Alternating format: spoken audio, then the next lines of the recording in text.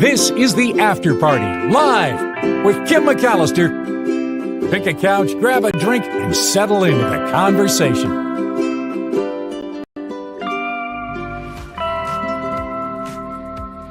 Hey everybody, it is the After Party live on a Hide in Your Cave Monday. I was just thinking about the music on the show. Maybe it's time to shake it up. But then I thought I really love that ukulele. So I don't know. If you want new music, if you think I should redo the themes and the music that we're using or that I'm using, please let me know. During the Mark Thompson show, got a special delivery.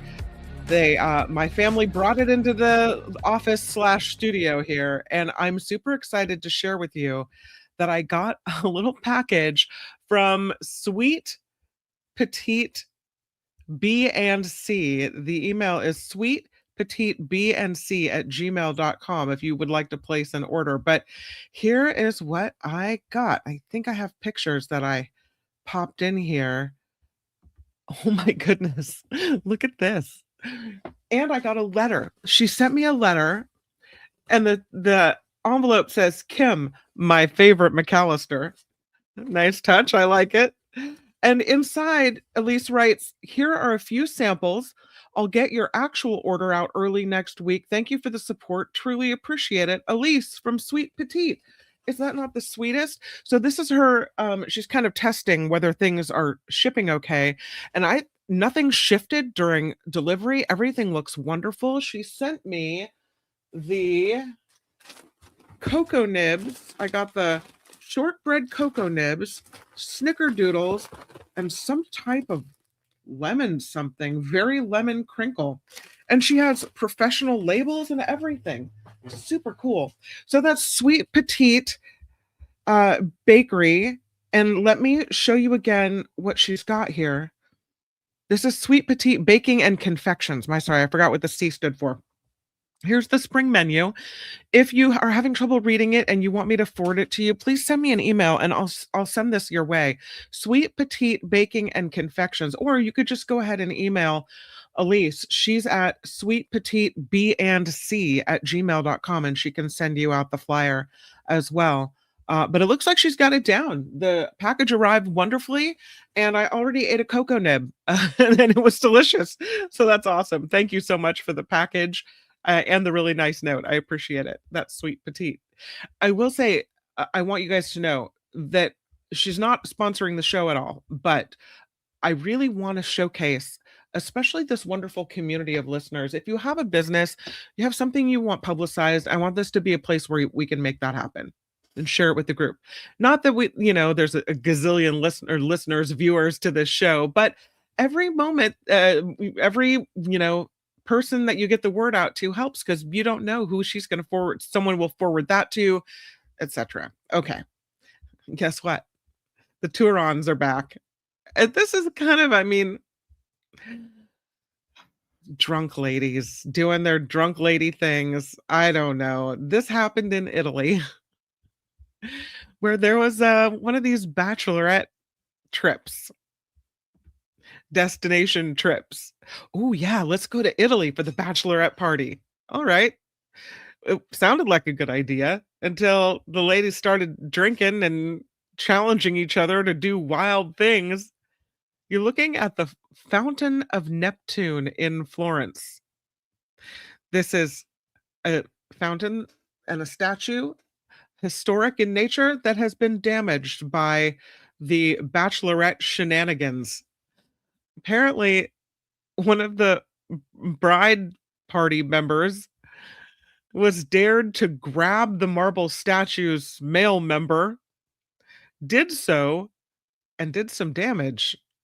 This 28-year-old bachelorette visiting Florence damaged the Italian city's 16th century Fountain of Neptune.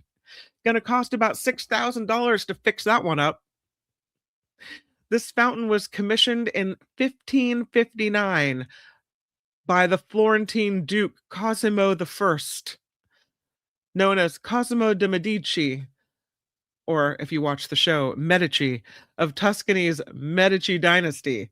This centerpiece is a massive nude statue of Neptune, who is the Roman god of the sea.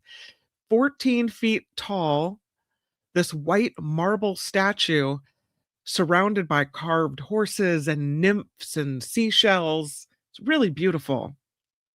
According to a statement by the city of Florence, on a Saturday afternoon in April, this woman climbed over the small metal fence, which you can see here. And I think they have to keep it small because otherwise it really impacts the view, the pictures, the whatever else, right? You don't want a massive fence. You just want a little fence that says, "Stay behind the line, lady." Apparently, that wasn't good enough. So she climbs over the small metal fence and she went toward Neptune, stepping on the legs of the horses to avoid the water. Her intention was to touch the private parts of the statue for a pre wedding challenge. Seriously? Ugh. Police are around this area, saw this happening, removed her from the fountain, but not before she caused small but significant damage to the horse's legs and to something else she grabbed onto to avoid slipping. The repair estimates around 6 grand. The woman was reported to Florentine authorities for defacing an artistic and architectural monument. She is just one of the, as we know on this show, one of the latest in the long line of Turons who've damaged historic monuments, buildings, statues in Italy. Please. One of the city leaders in Florence who sits on the Fine Arts Council told The Guardian that climbing monuments for a challenge is becoming a trend among tourists. Perhaps, she says, because they don't live in the city, they consider it more of a game. The physical contact that is sought with the monument is far from the objective, emotional, and intellectual awareness that we expect and favor toward our monumental heritage. Of course. And you don't go to a city. First of all, I would argue that this is not just heritage for people that live in Florence. Would you call them Florentines? This is the heritage of the world. This is important. The last thing you want to do is damage that. Plus, you don't go to someone else's home and break their stuff on purpose and treat their things poorly. I think that reflects badly. Um, so in recent years, we've seen this man scratch into the walls of the Colosseum. Ivan plus Haley with a date. Someone else into a plaster wall of in Pompeii. Someone else damaging a portrait while trying to take a selfie. I mean, come on. Uh, the tourist who carved he and his girlfriend's names into the walls of the Colosseum reportedly said he didn't know it was old. What? How do you go on a trip to Italy and go to these amazing monuments and not know they're old? Silly. And a lot of it has to do with this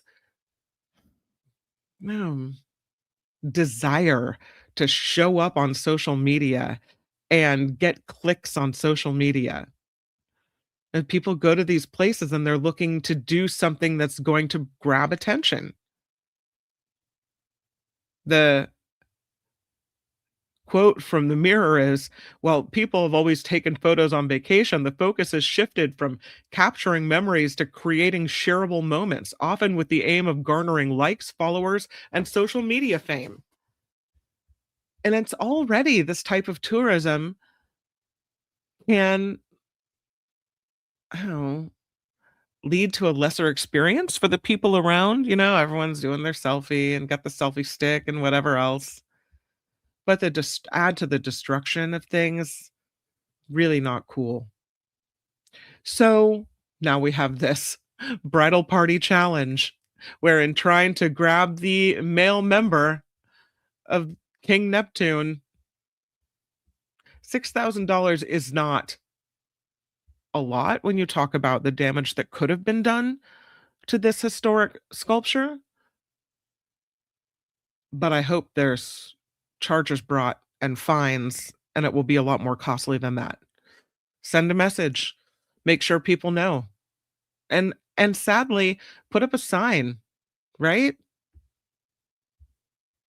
This is how much the last person was charged. Don't do that.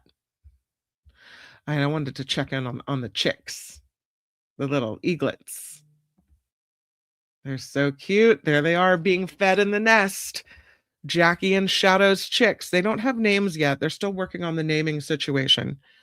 But they now have pin feathers, some tucking, more signs that they are growing up and doing really well. It's been a month since these two chicks, eaglets, hatched, and they're putting on their thermal fur, which is good because their nest was covered in snow over the weekend. They may have tucked for the first time, which is when they kind of have this body stance where they kind of lean into each other, which is this developmental shift that helps the birds stay warm by themselves without their parents' help. So that's important as well. They stay in the nest for 10 to 14 weeks before they fly off. And during this time, they face a lot of threats from other birds of prey. There are hawks around there, ravens, other eagles. There's owls looking at these chicks as a meal ticket as well. And there's some really rotten weather. There's a March snowstorm that killed one of the chicks in last year. One didn't survive because of the weather. So the scientists say that during fledgling, only 70% of eaglets survive. One of the greatest threats, cars that kill or injure the birds while they scavenge for food on roadkill. Young eagles usually leave the nest. It's called fledging, when they can flatten their wings and have feathers capable of flight. Again, around 10 to 14 weeks of age. And males tend to fly off a little sooner than the females. So that's pretty good. We'll see. But they're growing and thriving in there and doing well. They're so cute. Speaking of birds, how beautiful are these macaws? So gorgeous. I saw this study. Well, they're still working on the study. As a matter of fact, they're hoping people with parrots that are interested will contact the researchers. But the study is about parrots using names to talk to each other. That using names might not be a uniquely human trait. Christine Dolan is a professor of biology at the University of Pittsburgh and gave an interview to Popular Science. She said, although we know wild parrots and some other animals have vocal signatures and can even use them to direct communication to other individuals, it's difficult to state precisely that they use names in the same manner as humans. But there was a study done in 2024 that found wild African savanna elephants address each other with name-like calls. Bottlenose dolphins also address each other with learned vocal labels. So Dolan is doing this study. She's a co-author of a study that was published in the journal PLOS One. They're trying to figure out if parrots learn and use names similar to the way humans do. So they've worked with survey data on 889 companion parrots because of their ability to copy human words. And they discovered that a significant number of parrots can understand and use names like humans do. She said, we found many parrots can learn and apply names appropriately, with 88 different individuals using names appropriately, sometimes for single individuals, both humans and animals. But she said parrots also use names in contexts that are atypical for humans, often using their own name as a means to seek attention.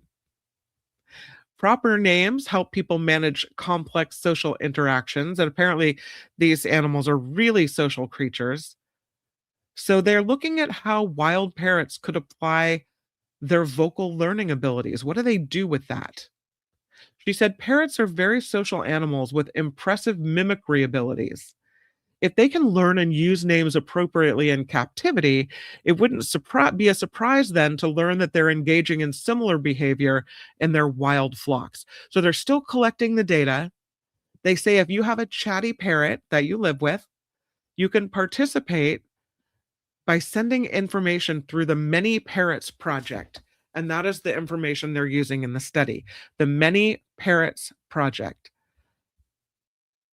So that's a way to participate in that. And again, her name is Christine Dahlin, Dahlin, and she's a professor of biology at the University of Pittsburgh at Johnstown.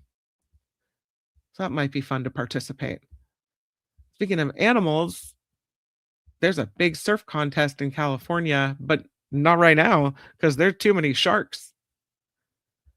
The warming waters of the Pacific Ocean is driving some unusual shark behavior off the waters of California.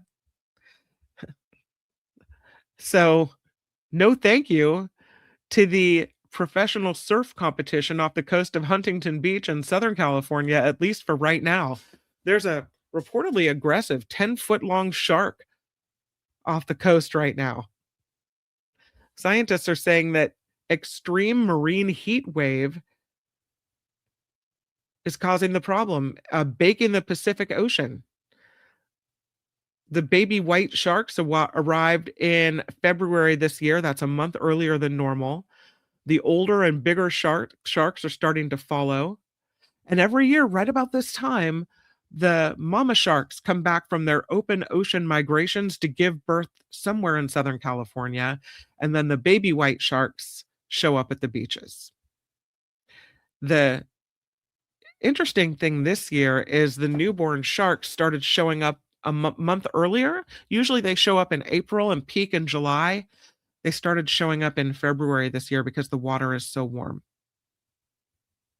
Enough to the point, enough sharks that they've decided they need to put a pin in the surf competition out there. No thanks. No, I'm not going to do that. Speaking of warming ocean waters, I found this interesting. One always wonder what's underneath some of these glaciers in the Antarctic Sea. This out of Popular Science. 300-degree hot springs are hiding under the frozen Antarctic Sea. They put a robotic sub down there and explored what they called a hidden world, 1,300 meters under Antarctica. And what they found was a bit of a surprise. This is a team called the Korea Polar Research Institute Project. They successfully completed an expedition aboard the ice-breaking research vessel Erin in the Antarctic mid-ocean ridge region. They used an unmanned submersible to directly investigate hydrothermal vents along the Antarctic mid-ocean ridge. They called it a world first. So until now, the extreme conditions of the Antarctic deep sea made this really not feasible to do. And since they were unable to observe the floor bed of the sea directly, they had to depend on indirect methods. So they would lower sampling equipment to collect and retrieve specimens, that type of thing. The locations, the distribution, the ecological structure of hydrothermal vents remained largely a matter of estimation until now. This expedition enabled the researchers to observe the deep sea environment firsthand and collect data directly. It's all about significant scientific momentum. The hydrothermal vents form independently of the cold climate at the surface. Seawater seeping into fissures in the ocean crust, heated by the magma below, erupt back into the ocean, containing metals like iron and copper and zinc, hydrogen sulfide, methane.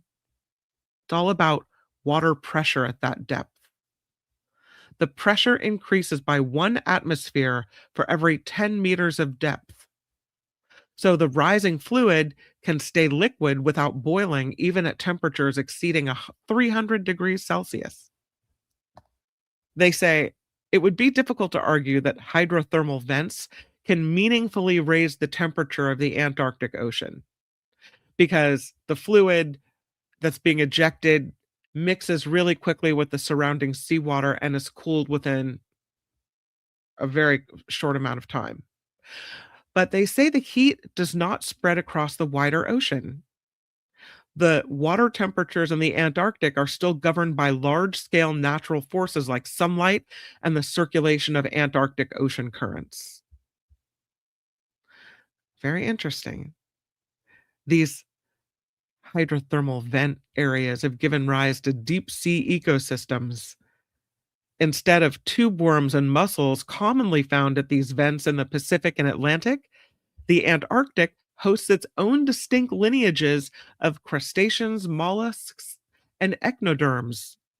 They're confined to the areas spanning just tens to hundreds of meters around each vent and are isolated from one another. So each site develops its own distinct biological community. So interesting. And interesting that we can see it for the first time. It's like a little hot tub down there. They found something interesting, a Viking hoard. I'm all for a Viking hoard. Check this out.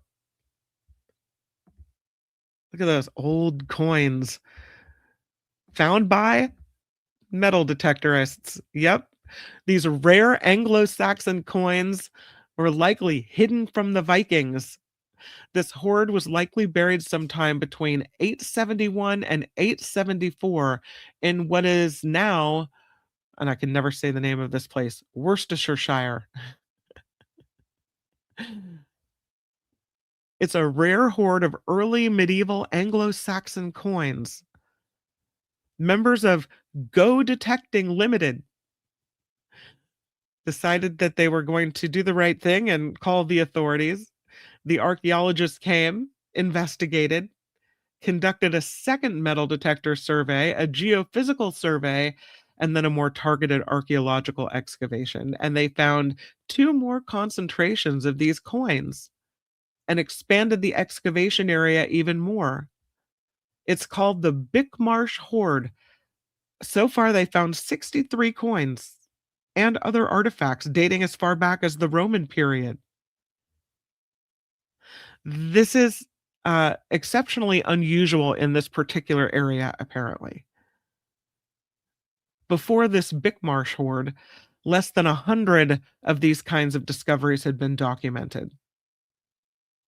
So it's interesting. They found 35 small fragments of lead sheet in the coins, same general area, while the coin hoards wrapped in lead have been found in England. For now, there's no way to verify these lead sheet fragments are linked to the Bismarck hoard. The archaeological site features evidence of plowing from both the medieval period and modern day, probably why the coins were scattered in the topsoil. Likely they weren't buried too deeply and they were moved around by all the agricultural activity there. A majority of the coins were issued in the name of King Burgred, who ruled Mercia, an Anglo Saxon kingdom of England from 852 to 874. They think the coins were buried to keep them away from the Viking armies who were moving across England at that time. It's a fascinating discovery, they say, that provides a new glimpse into the past of Worcestershire. A great example of how the work of the archaeology team and partners helps bring a history to life and connects us to our heritage. Pretty cool. That's a good day of metal detectoring, I would think. Something else in the UK, I mean, I don't know if it's found in a drawer or what. Look at these old maps. Fascinated by this as well. These maps were commissioned by Mary the First. Yeah. Created for Mary the First. She was the first woman to rule England in her own right.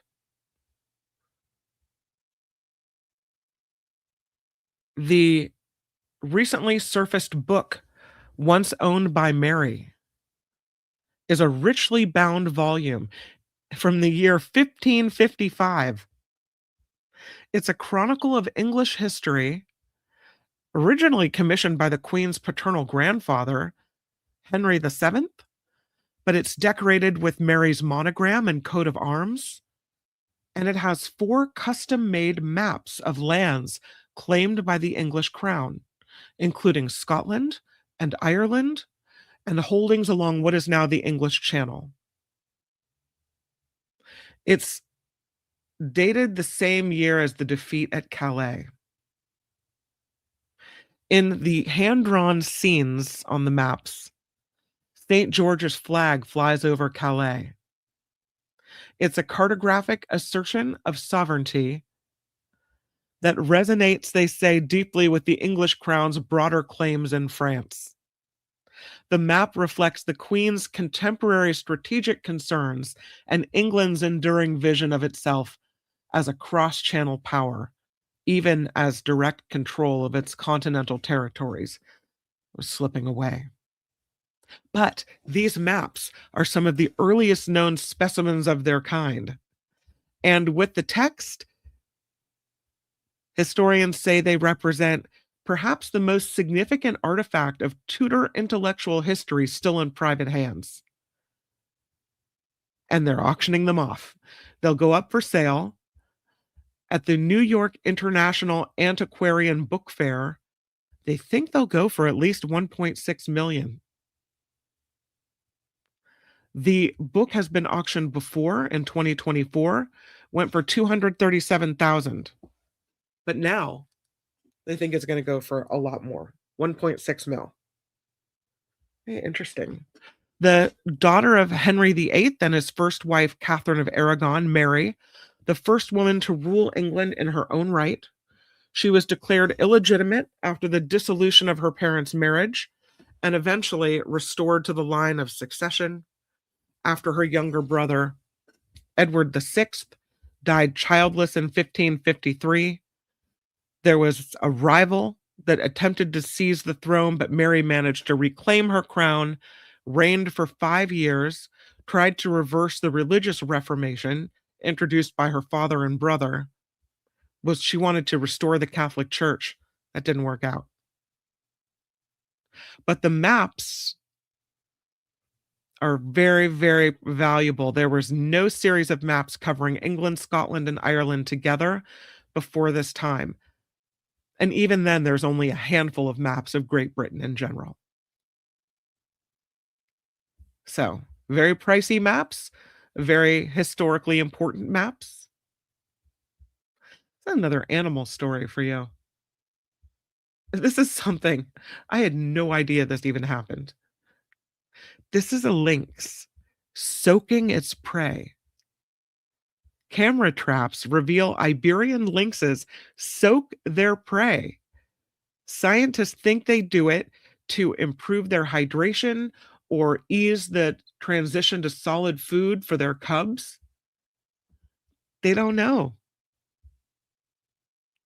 This is a lynx carrying a rabbit to a water trough and dunking it.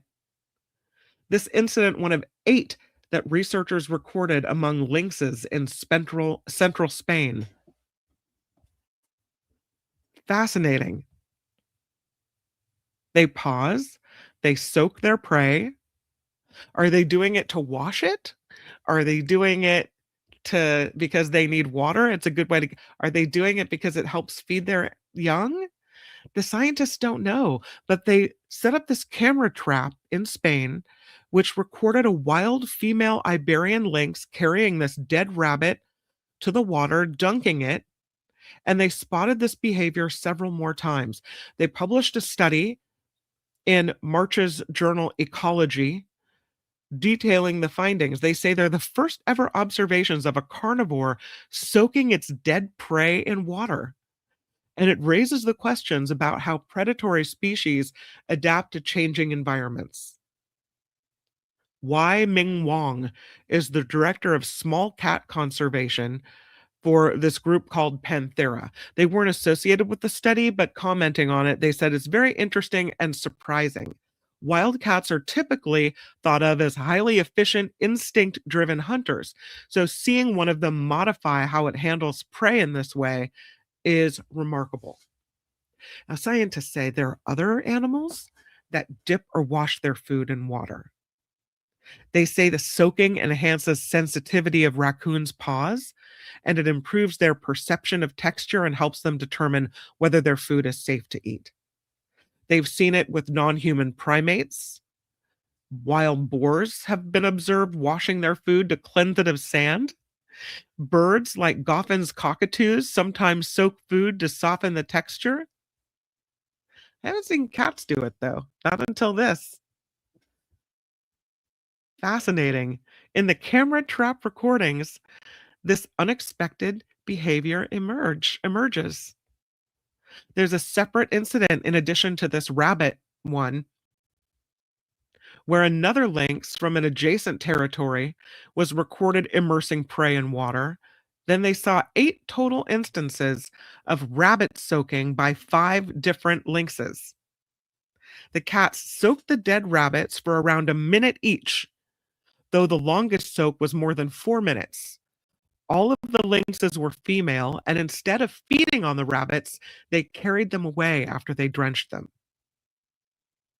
What makes this especially interesting, they write, is that it points to problem-solving behavior. The lynx is not just reacting, but potentially experimenting with a new way of handling food. Though that had the researchers looking for a cause. They ruled out temperature as an immediate trigger for the behavior. There was no extreme heat in that area. The behavior has not been seen in other regions or breeding centers where lynxes are also closely monitored with video recording, so there was no comparison. What they say does stand out is that all the examples of prey soaking were performed by lynxes with partially overlapping territories or by their descendants, which suggests the behavior was being spread across familial groups or local networks. So, oh, 4 of the 5 prey-soaking lynxes were of reproductive age, and because they solely raised their cubs, the scientists thought, well, maybe they're trying to hydrate their offspring by adding water to the prey, or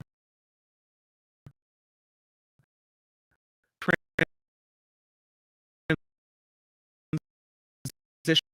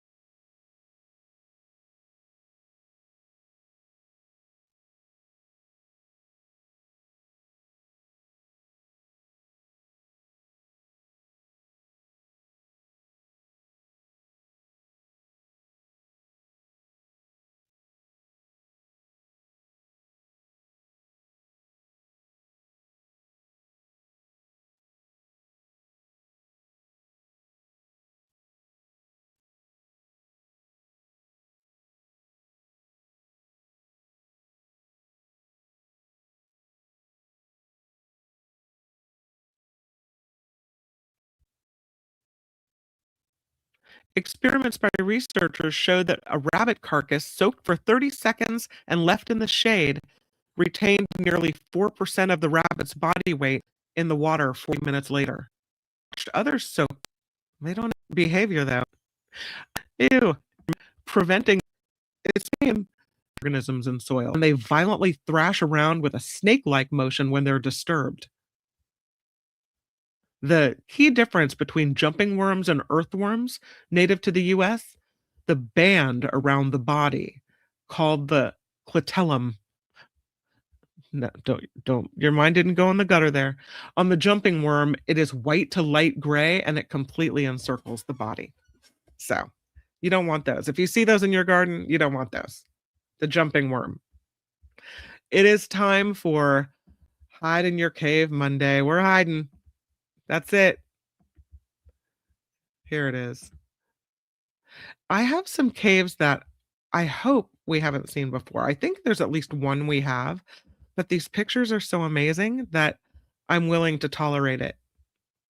Here it is. We're going to Scotland to look at some gorgeous, gorgeous caves. It is Hide in Your Cave Monday. The first one we have is called the Bone Cave in Sutherland, Scotland. It's a limestone bone cave. They were excavated in 1889, where geologists found the remains of now extinct animals which once roamed the Scottish Highland, including the lynx, the polar bear, the Arctic fox, lemmings. It's believed these caves may have once sheltered both these animals and also the humans who hunted them as well. Look at that. Looks like an interesting opening to walk through. The next one is called St. Ninian's Cave, and it's in Whitethorn, Galway. Here's a picture of it. A beach cave. Look at that. I'm all for a beach cave until the tide comes in. This is a place of retreat and prayer for Scotland's first saint, who set up his church in nearby Whitethorn in 397 AD. In the 1970s, this cave was the venue for filming the final scenes of the cult film The Wicker Man, starring Edward Woodward and Christopher Lee. I love this next one. It's called the Smoo Cave, Smoo. The Smoo Cave is in Durness, Scotland. Check that out. Oh, so pretty. That's the Smoo Cave. It is the largest among all Britain's sea caves. The first chamber alone measures 60 meters by 40 meters, 15 meters high. The second chamber is accessible on a wooden walkway. It's smaller but still impressive. And the Eaglet Smoo falls 25 meters into the cave through an opening in the ceiling, forming an impressive blowhole during stormy seas. In the summer months, they have boat trips available to explore further within these caves. Oh, that's neat. The Smoo Cave. Gotta love a combo of a waterfall and a cave. The next one is on the Isle of Eigg. It's the Massacre and Cathedral Cave. That has an ominous look to it, doesn't it? There are two caves on the southern coast of the Isle of Eigg, and they have a dark story.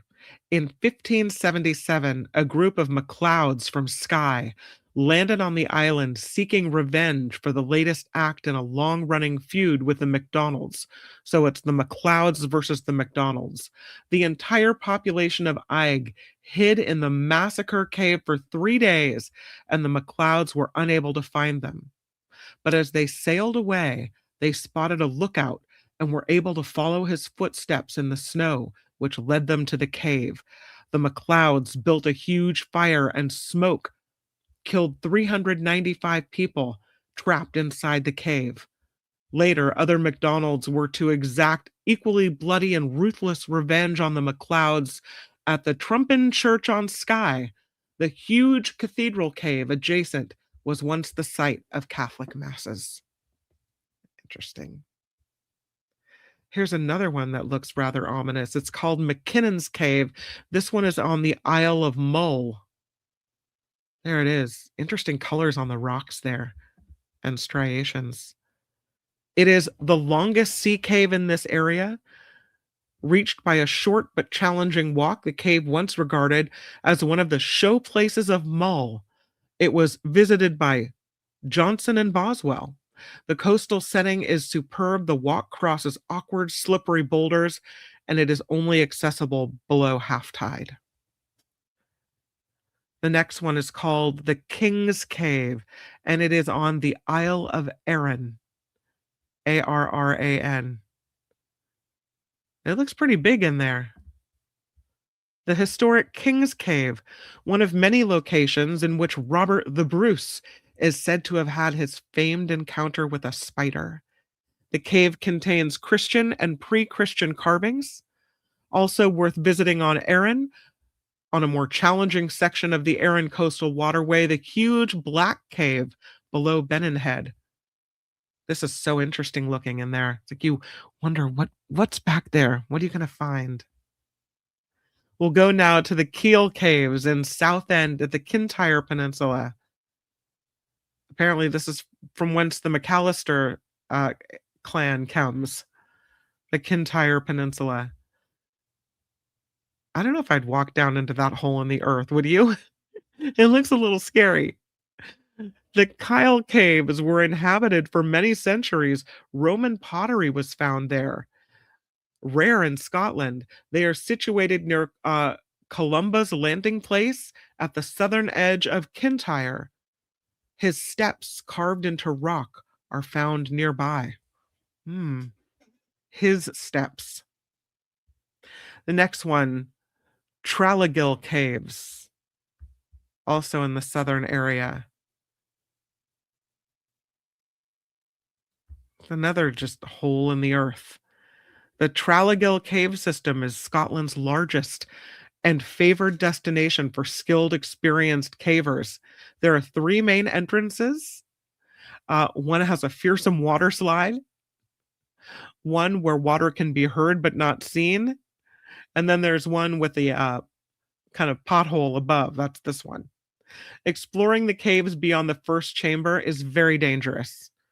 So this is not recommended for people that aren't expert spelunkers.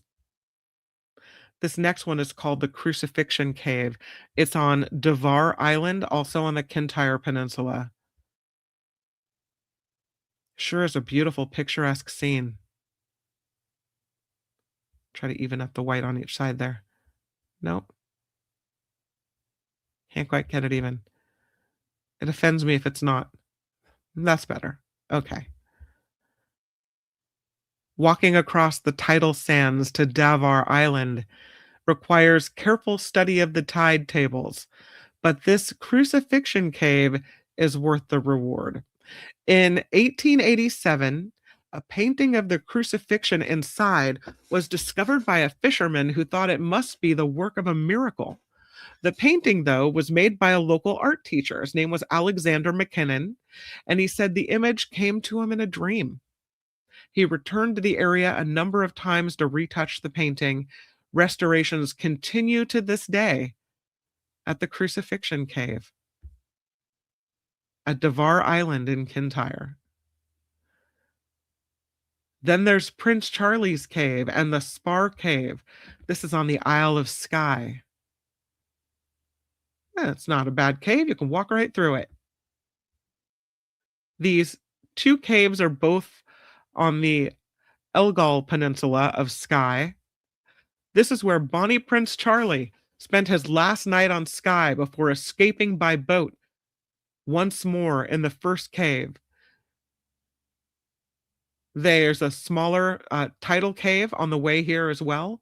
The Spar Cave, once a great showpiece with its beautiful flowstone interior, but it has a hard tidal approach. The next one's the Arbor Caves in Aberdeenshire. This looks like from the inside of the cave looking out. It's by the picturesque village of Pennon, made famous by a cult film called Local Hero. But they say fewer people are aware of the walk extending east from the village to Aberdore Bay and its series of sandstone caves and arches in this area as well. Here's one we've seen before, but I don't think I've seen it quite from this perspective.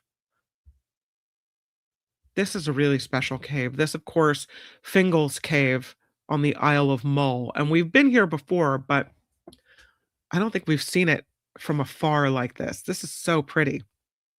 It's the best known of Scotland's caves. You can take a boat trip out there. The sound of the waves filling this dramatic cave with volcanic dolerite columns. Beautiful, a remarkable place. It has long attracted visitors. It was a key stop on the Victorian Grand Tour. Super pretty. So those are 12 of Scotland's most fascinating caves. Maybe you don't think of caves when you think of Scotland, but I don't know. Maybe we should. And that is Hide in Your Cave Monday. Look at us go. I want to thank everyone who contributes to this show, really. Thank you for helping keep the after party live going. Really appreciate it. I do the podcast where it's just the audio version, and they send me a little note and they say, congratulations on your 650th episode. So that's pretty cool that this show has been able to continue for this long, despite all of its challenges, and that I'm a one-man band. Persevere and make it through. So thank you for helping do that and make that a possibility. Most recent contributions include one from Heather. She set up a recurring PayPal payment on the show PayPal, which you can find if you're interested in everyday show description and in the About tab. Thank you to Heather. Thank you to Robin F. Thank you to Vivian T. and Susan D. and Jennifer L. You guys are amazing, and I really appreciate your help. Thank you, thank you, thank you. Thank you for the messages and the ideas that come through as well. Really appreciate all of it. You guys are awesome. I'll take this away. So, ooh, yeah, I love that picture. So we'll see you tomorrow on the Mark Thompson Show. David K. Johnston will be swinging by the show. It's going to be another good one. And I will see you then. But between now and then, make it the best rest of your Monday. Bye, everybody. The After Party Live would like to thank the following contributors and viewers like you.